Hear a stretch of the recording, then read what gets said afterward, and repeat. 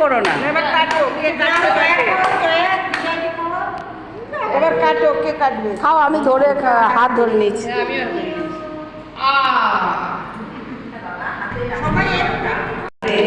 বেশ সুন্দর একটি সন্ধ্যা, জন্মদিন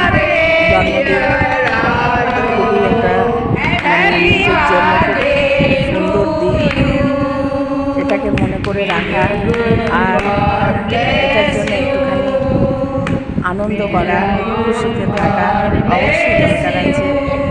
ছোট ছোট আনন্দ, ছোট ছোট খুশি, এটাকে বড় মনে করে